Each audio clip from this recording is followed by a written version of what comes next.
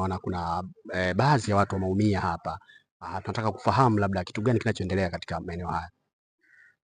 Anaitwa Maria Makaa, ni mwenyekiti wa baraza la wanawake mkoa wa Kinondoni. Kinachoendelea hapa kimsingi hata nyinyi mmekiona, ni katika hatua za mwanzo za kuwapa huduma ya kwanza viongozi wetu wakuu wa chama ambao walifika mahakama ya Kisutu kwa ajili ya kusikiliza kesi ya Mheshimiwa Lissu, lakini baada ya kufika mahakamani walizuiliwa getini kuingia. Walivyozuiliwa getini kuingia, wakaondoka kwenda upande wa Sheli. Wakiwa wamefika pale Sheli, defender za askari zikawa nyingi zimewazunguka na kuwakamata.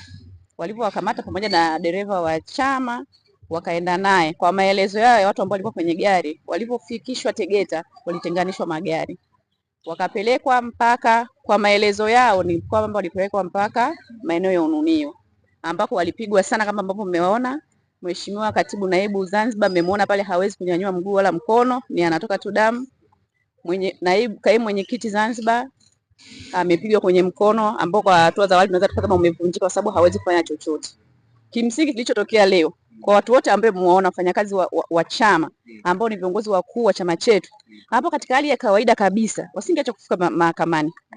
Ukiacha mambo yote kama ambavyo wanasema wananchi, raia wa Tanzania wana haki ya kwenda mahakamani, lakini hawa ni viongozi wakuu, sio wezi, wana address, wanajulikana. Lakini kama viongozi wetu wakuu wameweza kutritiwa hivi, watu wetu wale wanachama wa kawaida, wananchi wa kawaida ambao wamefika mahakamani wamefanywa nini?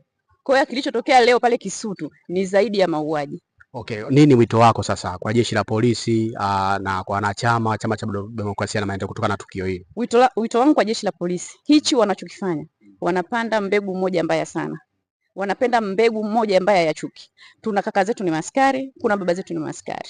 Wanatupandikizia chuki ambayo itaanza kwenye familia, itakuwa kwenye taifa. Ili taifa baadaye halitotawalika kirahisi. Taifa lenye chuki, taifa ambalo halina haki, ni taifa ambalo haliwezi kutawalika. Hichi wanachokipanda tunawasi na kuwaomba kama Watanzania wenzao wakisitishi. Kulikuwa hakuna haja ya kupiga watu. Mwandishi wa habari, wanawake ambao wameenda pale wakiwa na maziwa tu wamepigwa, wameenda kutupwa Coco Beach. Mwenyekiti wetu wa kanda ya Pwani Mheshimiwa Rose Mushi ameenda kupigwa, ameenda kutupwa Coco Beach kule. Mbaya zaidi wanakuwa kama wameteka, kwa sababu polisi tunajua ni mkono salama. Unakamataje mtu unaenda kumtupa?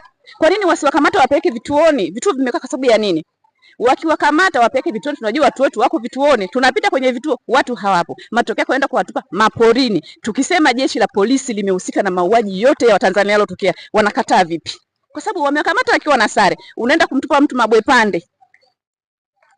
Huo ni utekaji. Kilichofanyika leo ni utekaji. Okay, nashukuru, asante sana. Bana.